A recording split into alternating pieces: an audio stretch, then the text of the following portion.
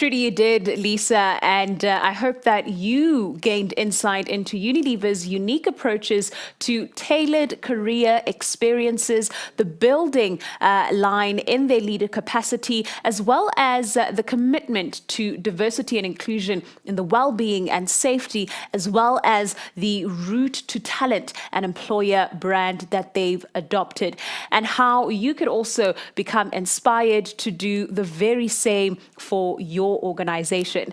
A huge thank you to Lisa Andrews, the HR Director for Talent and Organization Africa at Unilever. We now move to our panel discussion, where we will be engaging how we can use innovation and technology strategies to recruit and retain top talent in this COVID era. Now, this panel discussion is so critical because it really ties into Mega Trend 7 of the Future of HR Virtual Summit, which is talent acquisition and retention. And this panel discussion speaks to not only the employer and the HR talent, but also to the talent and how they can position themselves during the hiring process and the necessary retention conversations that need to be employed. Themed the A-Team, using innovative and technology strategies to recruit and retain top talent in a COVID era. This panel discussion consists of HR innovators and development specialists who themselves are running A-Teams and are leaders who look forward to hearing from as well as engaging. I am Vuyolwethu Dubese, your moderator for this panel discussion, and I'm joined by Surendra Naidu, the head of human capital and the Chief People Officer at Outsurance. We're also welcomed by Natasha Hafaji, the Organizational Development Specialist at Intelligent Debt Management. And rounding off our panel discussion is Henry Kraus, the Head of Commercial at Simplify.hr. A very warm welcome to all of you for this conversation, and thank you so very much for joining us this afternoon. Now, as we open up this discussion and welcome your opening remarks, what's been clear through these past 2 days at the Future of HR Virtual Summit is that recruiting and retaining top talent has definitely changed dramatically as a result of COVID-19. I am curious to hear your response to this reality and perhaps share insight with how your job functions, or in your job functions rather, you've engaged with this challenge. Surendra, let me start with you and then pass on the mic to Natasha and Henry. Okay, you're welcome to call me Suren. From an Outsurance and I'm sure a broader business perspective, the work from home context of work in the last 18 months has really opened up talent to a global marketplace. I think something that South Africa wasn't threatened by historically has suddenly become a reality where people can sit in South Africa but be employed by global companies earning in foreign currency. That type of context, and I think just the general push towards leveraging technology to make it possible for people to work from home and engage with clients, engage with the business whilst being at home, has really, I think, placed a massive pressure on HR resources to adapt and to ensure that they have processes, they have technologies, they have platforms that enable the employment relationship in a very fluid environment. Something that was probably not a reality 2 years ago is a reality today. So that's just my opening statement. I think COVID has forced on us change at a rate that we would not have expected over 2 years ago. Absolutely. And as you're talking about fluidity, the concept again of technology coming out once more. Natasha, do you find that this is echoed to be the same sentiments, particularly in your role at IDM? So just to start, this topic is actually the perfect topic. There's been so much discussion around this great resignation, right? Over the pond. How is it going to impact South Africa? I mean, we have a very different environment. We're a developing country that has unemployment problems as it is. So how will it arrive and how will it display itself in South Africa? And also, I mean, we've had even in my own circles, we've had discussions around the opportunity that lies within the Great Resignation, which is called the Great Attraction. And of course, every change has that threat, that opportunity. And so in my role, I've been spending a lot of time on well-being. And well-being, not in the sense that you would think, well-being in a very large sense. Well-being, you could think about it as a lens through which we relook at our leadership, our policies, our procedures, our way of work, our data. Well-being is not just an event, although it definitely has its place. Events, interventions, they have its place, but well-being is so much bigger than that. And so I definitely think that we've been looking at well-being holistically, relooking at our entire organization to understand what people are looking for next, because we've had this opportunity, this pandemic, to stop, to think, reflect, redo our purpose. And we want to land where our people land. We want to still align with the best of our talent at the end of the day. Absolutely. And as you're talking, I'm reminded of, the idea, which was really this sum, or rather this equation that was engaged yesterday, and that is people over profit, but also these interactions that we're getting over the processes and the tools before we can even talk about the HR trends within the last year, but also as we are looking ahead. Henry, I'm bringing you into this conversation. Very same question in terms of your engagement with this dramatic change that has been as a result of COVID-19. Yeah, thank you. It's a very, very nice topic to talk about. I'm thinking back 3 years ago, I was standing on a stage at Future of HR when we still had actual conferences and saw actual people. And we were talking about automation and HR. We were talking about all these technologies that is going to enable us to recruit better, video interviewing, assessments, all these things. And 3 years later, we're in an environment where companies are adapting these technologies that we spoke about. It's exciting from a simplified point of view, which is a HR tech type of business. We really like to see this technology going further. But at the end of the day, a lot of things that we do on technologies brings us back to the basics. We're looking at how recruiters are efficiently managing candidates through processes. I always say to the guys, there's and our team, there's a concept of ABS in sales, always be selling.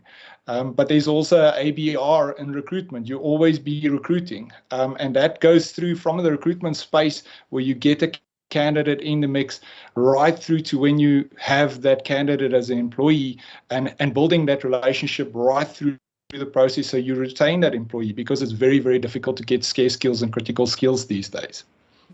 Mm-hmm, absolutely. And I want to stick to the theme and stick with you, Henry, as well on the ABER as we're doing our alphabets. But what you're saying around, the power of technology, in that it really is there to scale the present strategies, the present processes that you already have. And it itself is not a strategy. I also want to move into the aspect of law while we're on recruitment, because also a big part of your role focuses on improving candidate experience. There's also the role of recruitment and reporting, and then PAPIA as well, which we'll get into a little later, using this compliance. But one thing I want to bring to you is, when we're talking about attracting talent, and particularly retaining top talent, it can be a difficult task. Why is this the case, and can we make this process easier? And before you get to that question, perhaps let me add another layer to my bullets of questions. But also, as you were mentioning, 2017 to 2021, we were talking about technology, we were talking about the future of tech, but how can and how have these smart technologies like the automation, like the artificial intelligence, really have helped enhance the process, if at all? So yeah, it's a very, very interesting question. I think to start with the latter part of your question, the automation of technology and if we can talk about the AI side of things also, has really had an impact on how efficient recruiters and companies are. We have two types of markets in South Africa from a job seeker point of view. We have a lower skilled type of job seeker market where there's bulk recruitment happening or bulk applications happening, and then you've got the very scarce skills area where you're really struggling to get these skills in an organization. You're competing with other companies for those same skills, and automation has allowed both sides to be very efficient, to screen out candidates efficiently, getting to those golden candidates in 600, 700, 1,000 applicants that's applying to a job, and also to help recruiters to get very quickly in an agile manner deal with applications for scarce skills. A little bit of, if you look at, for example, Java developers, if you go on LinkedIn, you search for Java developers in South Africa, there's 5,200 developers currently profiles that we have on LinkedIn in South Africa. That's not active job seekers. There's 580 Java developer roles currently active on LinkedIn in South Africa. That's 11% of the total available profiles that's on LinkedIn. So if you get a Java developer application, if you're lucky to do that, you need to be very efficient to process that candidate. And that's where automation comes in to help that candidate journey being very, very efficient and give them a very good experience through that process so that they don't drop off and go somewhere else. And Henry, let me stick with you for a moment, because particularly the skill set that's required, data analytics seems to be something that one needs to have, whether you're in HR, whether you're in innovation, but it's something that needs to cut across through all functions, because technology has been this tool that's been used to optimize business operations. Definitely. Data is critical. If we look at how systems that we currently use is just spitting out data, this data needs to be used on a recruiter level to make daily decisions, but this data also needs to go to executive level so they can make strategic decisions. What we've seen in the last 12 months is that there's real adoption from recruitment HR executives to start using that data that they're getting through these systems and really apply those data to decision-making processes that they're doing in an organization. And it allows them to have almost a real-time view of what's happening in the process and in an organization when it comes to talent attraction. And as we're talking about, the absorption of skills and how evolving the role of the HR leader is, Natasha, as an HR leader who made the transition from traditional HR manager to organizational development specialist, talk to us about this decision and the journey, and how this enables you to effectively action your team purpose statement, which you say is really to create capacity through people and enabling the company's growth and sustainability. So I think that it was a decision many years ago when I was still in a very traditional role. I tried my very best to give my time to strategy, to development, and you really can't do it all. And I believe that if you don't have designated resources to things like innovation or org dev, then you're just never going to get to it. Because in OD, even other roles related to OD, you wear many demanding hats. Talking about skill sets, in addition to data analytics, you have to be a researcher, you have to be a communications manager, you have to be a brand and campaign manager, and even a designer, because that's all we're doing all day. Frankly, I believe that the future of the people practitioner career has design at its core, because we should be looking at our people in terms of what they experience daily. We should be reviewing what that means, and we should be impact oriented in terms of design.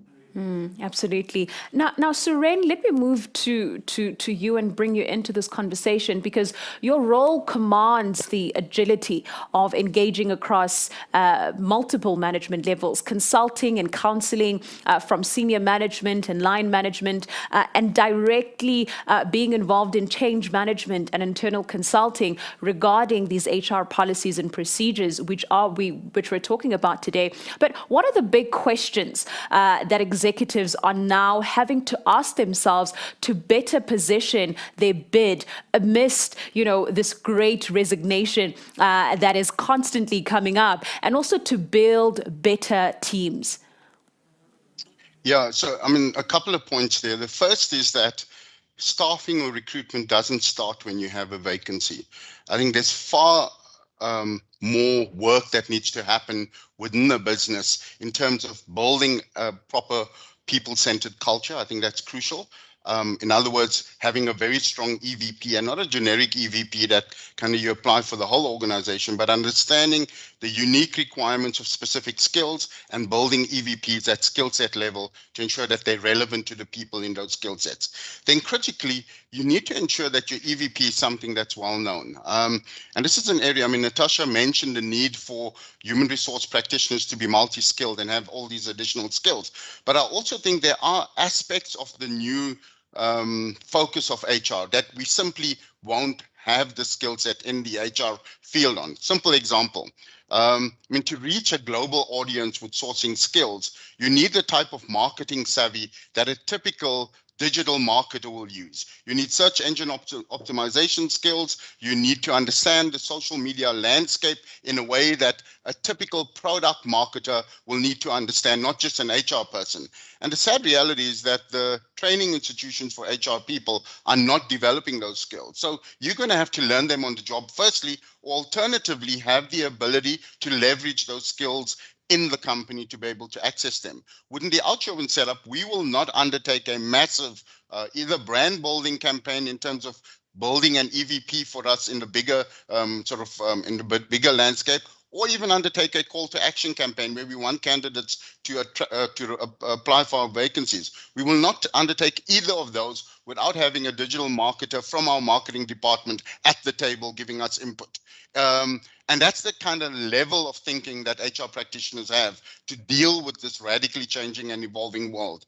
The reality is your applicants these days are not going through traditional channels to find jobs. And if you're not in these non-traditional channels, if your voice is not being heard, you will be overlooked, specifically in the STEM space. I mean, our business in particular is affected quite significantly by STEM roles at science, technology, engineering, math space, and to attract, keep those skills, prevent them from going overseas into sort of very attractive businesses to work, it's difficult. And if you're not in that non-traditional sort of media to ensure that your voice has been heard, you're going to be lagging big time. So that's just my observation on that. I'm not sure whether if it answers your question, but I think that's an important point to make. Absolutely, you have. And I think what I want to expand on what you were mentioning around EVP, what are those considerations that, an HR leader and perhaps even small businesses need to take into consideration when they are building their EVP? Yeah, like I said, your EVP cannot be a generic thing. It needs to be specific for individual skill sets. Your EVP for a software developer is not going to be the same as an EVP for a call center agent. And often companies sort of look at this too generically without understanding the unique requirements of specific roles. And I think the most important thing there is to speak to your people. Ask them what's important to them. We've seen in this work from home context, for some skill sets, work from home is a great addition to their EVP. In others, it's actually not. And they want to be in an office environment. They want to have the predictability of technology, of network connections, etc., for them to be able to execute their responsibilities better. And I think you need to speak to your people extremely regularly to be able to do that. It's not a once-off exercise. You need to understand your people, and you need to ensure that you put those people at the center of your EVP. Just one last point I want to make before you give the others a chance. I think far too often people tend to focus on these things at the tail end of the equation, meaning when there's a crisis, when there's a vacancy, or when there's a need. Unfortunately, that won't work. I mean, you need to make building an EVP a fundamental part of your human resources strategy, and not just building it, but getting it out into the marketplace so that it's top of mind when candidates are looking for roles. Absolutely. And I want to echo what you said back to you, and that is the staffing and the recruitment does not start with the vacancy. And the very same thing with the EVP is that everything that you're talking about, from the monitoring to the evaluation, the accountability, the learning and development, those are the kinds of systems that you need to really think about as you're building your business, and not just something, to your point, that you think about when it's time for a report or when, suddenly you need to kind of belch out the statistics on why and how you are able to effect that change. So thank you very much for that note. Henry, let me bring you back in because there's often great talk about, these triggers and disruptors to the market. As we've mentioned, technology, the pandemic. I want to bring back in that question of law, because the POPI Act, which is the Protection of Personal Information Act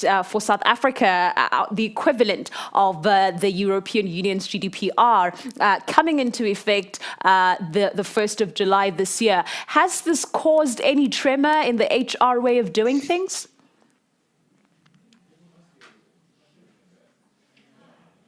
Yeah, we've definitely seen a little bit of a knee-jerk reaction when the legislation actually kicked in. I think it was also due to it being pending for so long. But every single engagement that we have with our clients and prospects at the moment, POPI is on top of mind, especially when it comes to recruitment.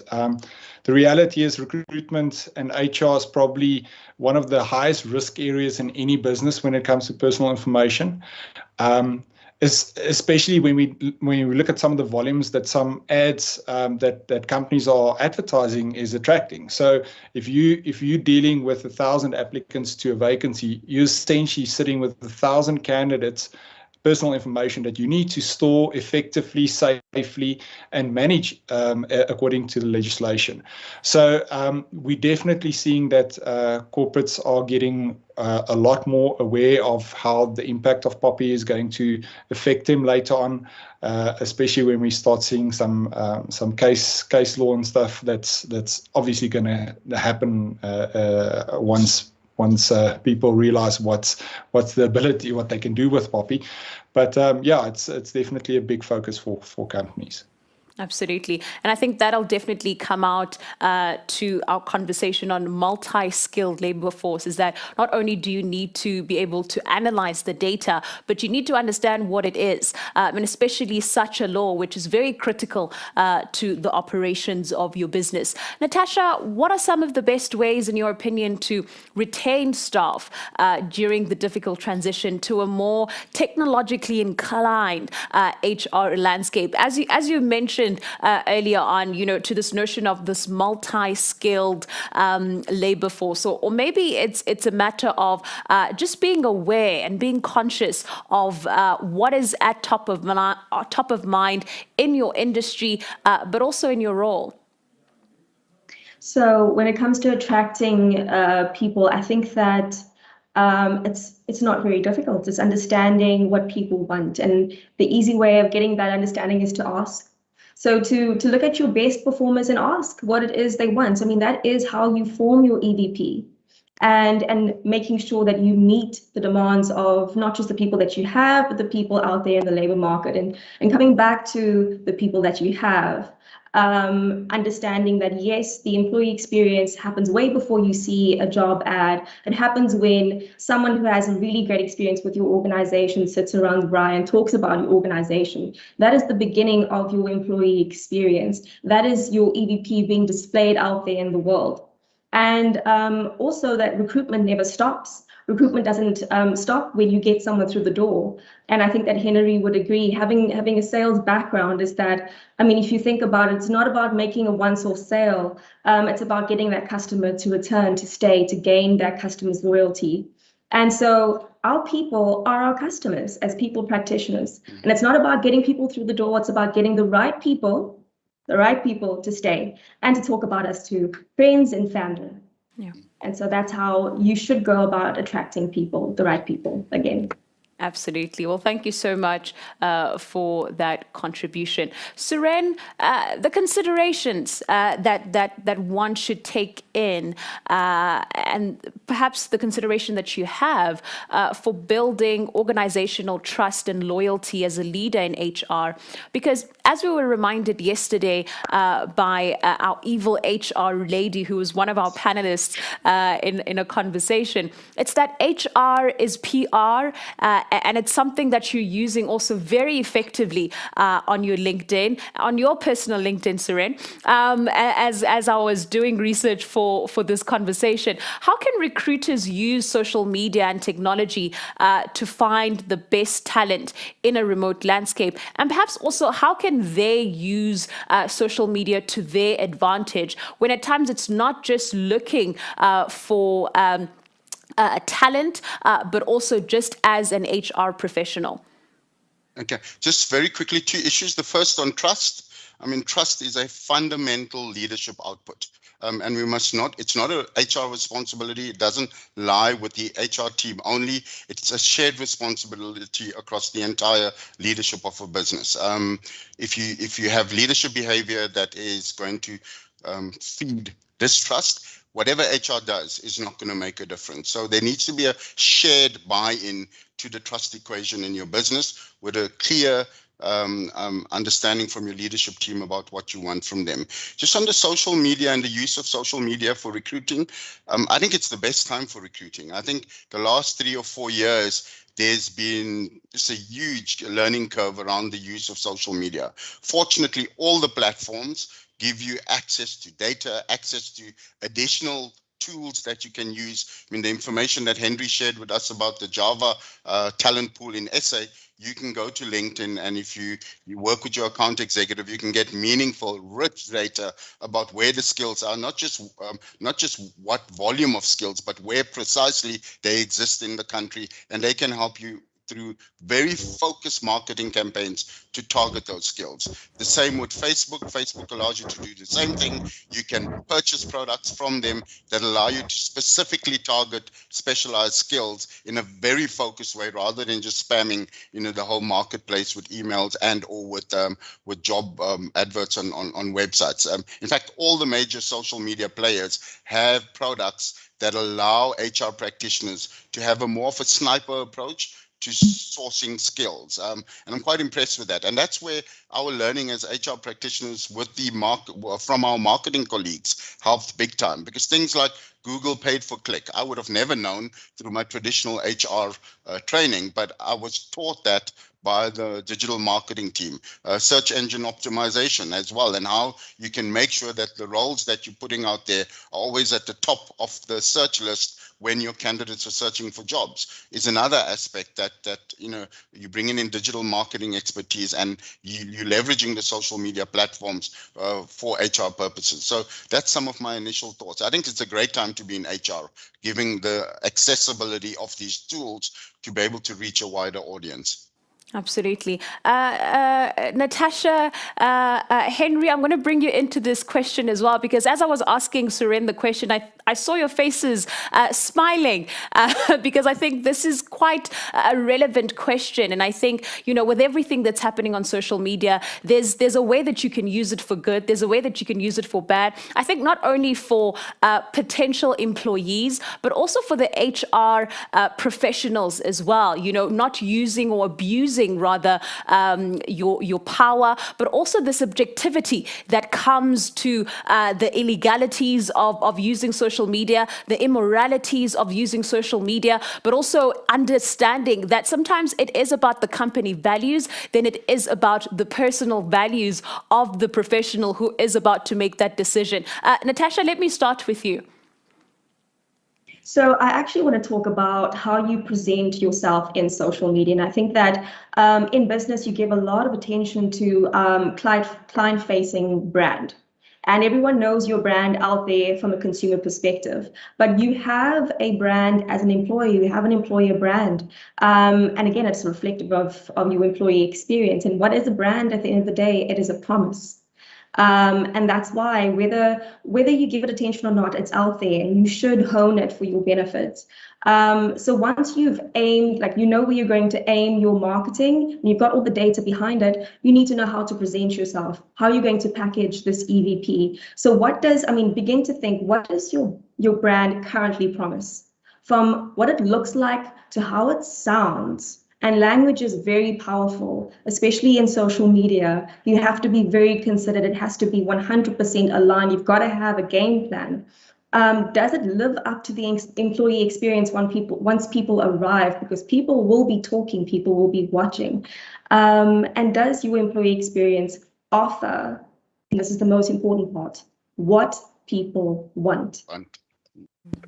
Absolutely. And I think we've also seen this emergence of separation of identities on social media, be it LinkedIn, be it Twitter or Instagram, where you find that people have a professional Instagram account, but then they also have a personal Instagram account. Henry, are you a victim of that as well? Do you have two separates or do you merge them into just the one identity or one professional identity, be it on the LinkedIn or the Twitter? I'm quite boring. I have one profile. So. But yeah, it's actually so interesting, the social media topic, because there's currently technology out there, and from a simplified point of view, we also implemented that gives recruiters a holistic view of candidates, and that's why social media presence is important. But also managing your social media presence is probably more important than that. What you put out there is being collected by tools out there. Obviously, this is personal information that's in a public domain that you've given consent to put out there. But recruiters can now take a CV, take social media profiles, and combine this information sets to get a better view of a candidate. Traditionally, we would look at a CV and it's a one-dimensional view of a person. Now with social media, you can actually see, will this person be a cultural fit? Will this person fit in with our team dynamic? Does this person align with our values of a business? So it's very important for job seekers to realize that recruiters are using this data sets. But also from a recruiter perspective, the data once again is available to you to actually make this decisions and make the finding of these candidates and the fit for the business a lot easier.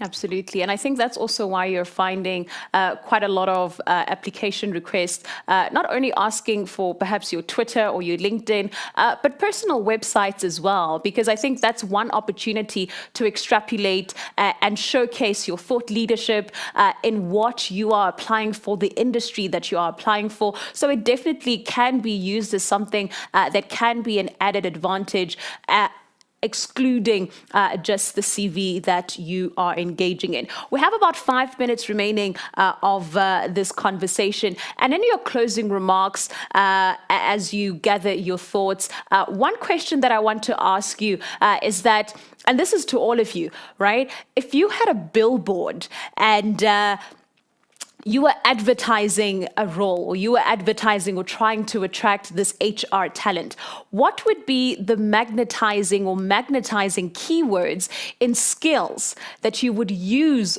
on that billboard to attract an HR team?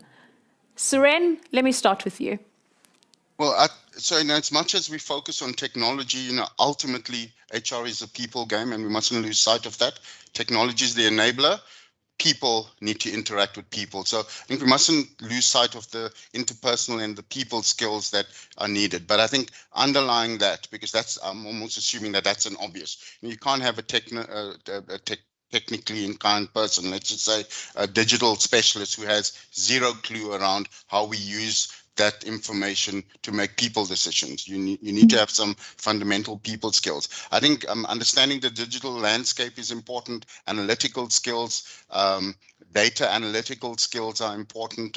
I think problem solving and creativity is crucial. I mean, personally, if I did not have problem solving skills, I would not have survived the last 18 months in HR. I think it's challenged me, and I mean, literally there was a period where every single day you were tackling a new major problem for your business. Not small problems, but major problems that had major service impacts, people impacts, commercial impacts. So problem solving and creative thinking, I think, is crucial. And sadly, those skills you don't always learn in the classroom. You need to develop them over time. So that's just my 2 cents. Those are some of the skill sets I think HR practitioners need. Absolutely. Natasha, what would be on your billboard, or perhaps some like key a term it could be your team statement that you have, but to really try and attract the A team and HR A team rather? I've been thinking about this new breed of people practitioner for a while, and I guess that my key word would be changing the title altogether. And I would be looking at an A team of people practitioners, but in fact, they would be people experience architects. So again, bringing experience to the core, and that's the type of skill set, that's the type of person that I want to bring on board and into a people team, where they understand that serving people requires them to tap into how people feel, how people experience this organization. And experience cannot be ignored. We can't be focused on operation and technical stuff. It has to be human, the human element of the work experience. Mm-hmm. Absolutely. Bring the human back into HR. Bringing the human back into the HR. And I also loved the HR being a people game. Henry, no pressure. There's already been quite a few terms and keywords that have been put forward. What would you put on your billboard? And interestingly, where would this billboard be? Okay, so I don't know if a billboard next to the highway is going to work very well at this stage, but I think if I have to look at it, and sorry, I'm going to stick with the acronyms.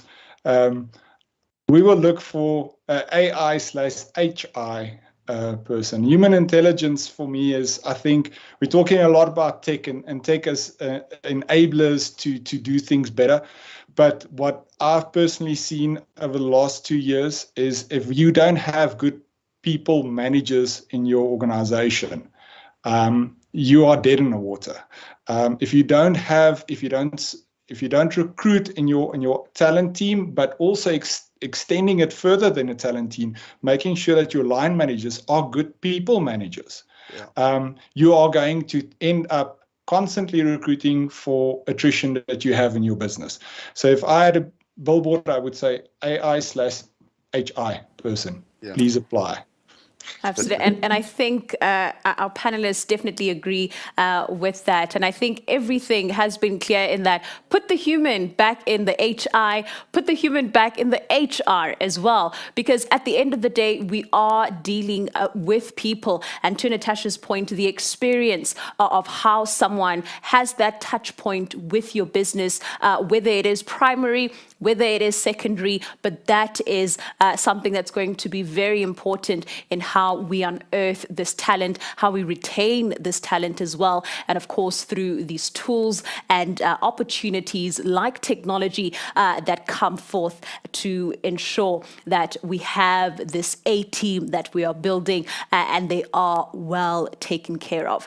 Once again, a huge thank you to my panelists, Surendra Naidu, who is the head of human capital and the chief people officer at Outsurance, Natasha Hafiji, who's the organizational development specialist for intelligent debt management, and Henry Kraus, who's the head of commercial for Simplify HR, for this robust discussion, this robust conversation on how we could use innovation, how we could use technology and these strategies to really attract and retain talent.